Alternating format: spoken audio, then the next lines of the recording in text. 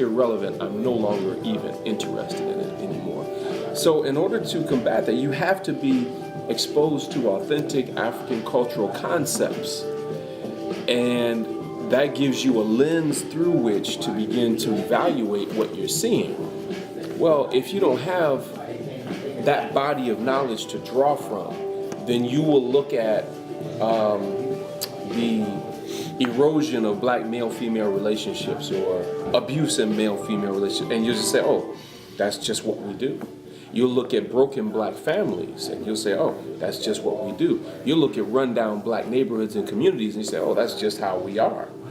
And the fact that we don't have any thriving businesses, oh, that's just how we are. We got to go to white people for jobs. Oh, that's just how it...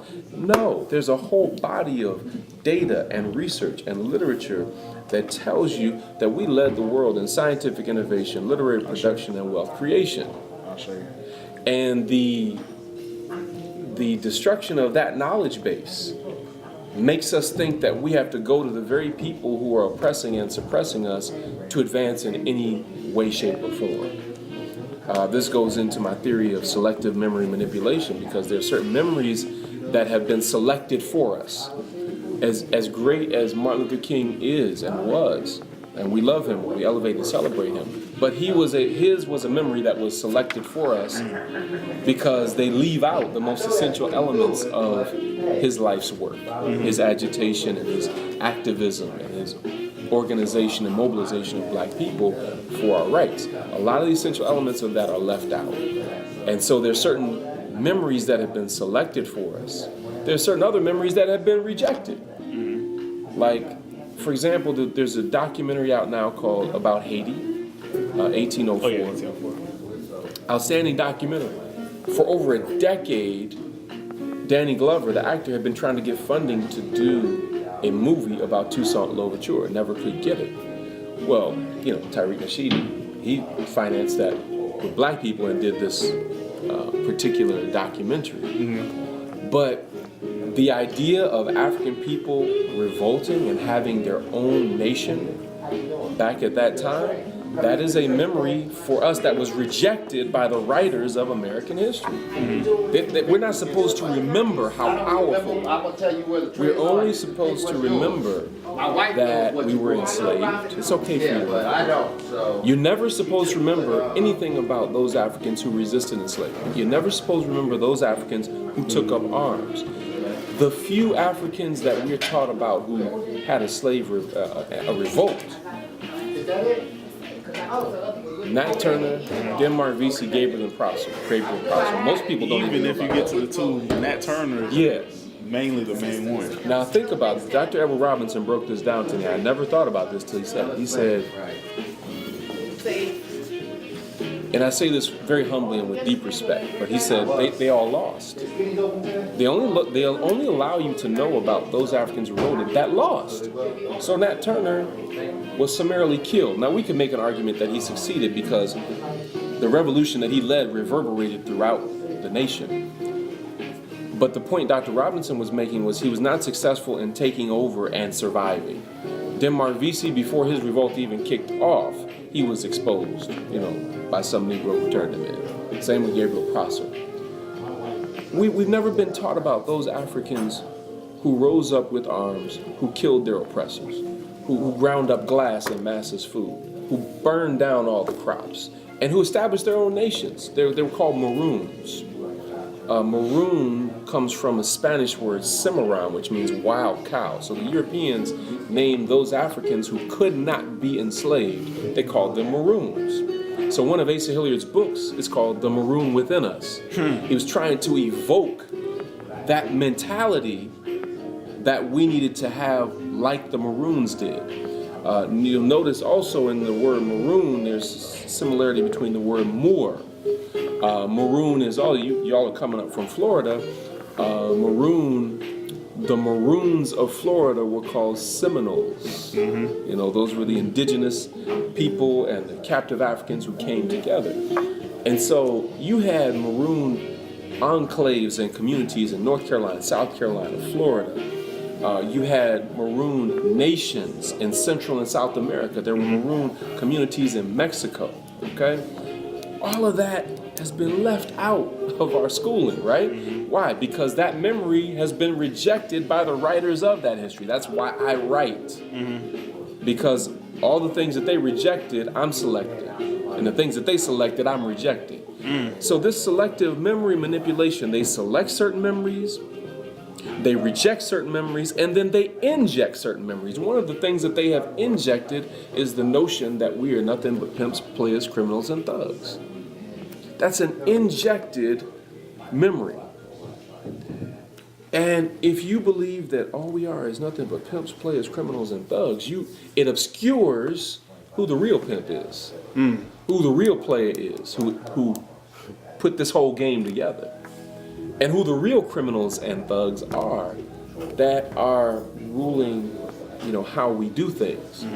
And so, going back to your question, how do you unlearn the lies that you've been taught? The best way is to study from those who have clearly laid the foundation of this type of scholarship. So you can look at it. One of the great places to go would be Dr. Marimba Ani. Marimba Ani has written a couple of very powerful books. Let the Circle Be Unbroken and Yurugu. Yurugu is it's a thick book, and it's a rites of passage in and of itself. Okay. If you look at Yurugu, which I want to say is like 400 pages, and you look at Let the Circle Be Unbroken, which is like 60 pages, Let the Circle Be Unbroken is like, it's almost like the cliff notes or the major elements that are in Yurugu, but you should still read both. But even in reading the shorter book, I remember reading it one summer, and it took me the whole summer to read a 60-page book. Why? Because I would read a sentence or a paragraph and I'd have to put it down for the day. It was just that deep. Wow. Just that deep. Because it was so different from what I had been taught and how I had been socialized. But the more you read, then you begin to see things as a part of your experience that were rooted in African culture. You just didn't know it. Okay? Another person who will help you with that is Amos Wilson. Amos Wilson's book, The Falsification of African Consciousness. That book right there, then book, maybe 120 pages. You'll be a different person than when you first open it, when you finish it. Now, Amos Wilson is a psychologist. You're a psychology major. You come across any of his work? Nope.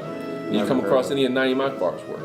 Nope, never heard of it. And see, Naeem Akbar was a professor right at Florida State University. Okay? Prolific one too.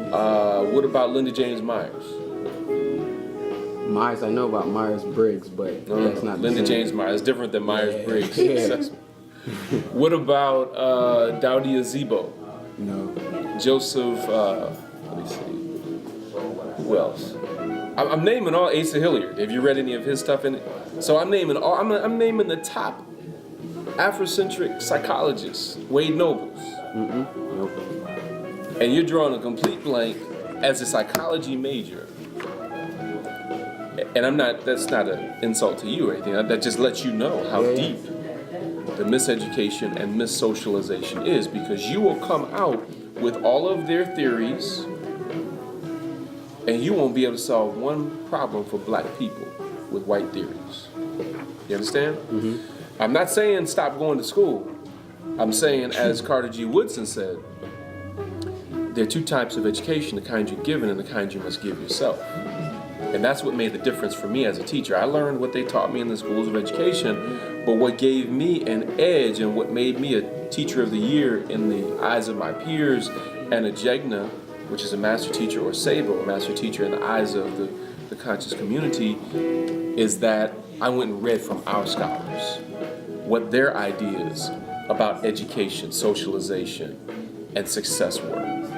And I was able to infuse that so that I could then make a distinction between, oh, this is their way, but this is our way. And anybody who doesn't do that, regardless of what their major is, if your major is business, if your major is computer science, if your major is sociology, psychology, whatever it is, you need to be able to make that distinction, because we as African people do things differently than other people. I had to have this conversation with my son when he was going to a STEM-based middle school. So they were going to have this big science and technology curriculum and everything. I sat him down and said, listen now, African people, we do science differently than Europeans. Oh, Dad, come on. Science is science. They get a daily dose of this. So they're like, come on, Dad. Everything is in Africa. Everything in... It's okay. Listen to what I'm telling you. We do science differently.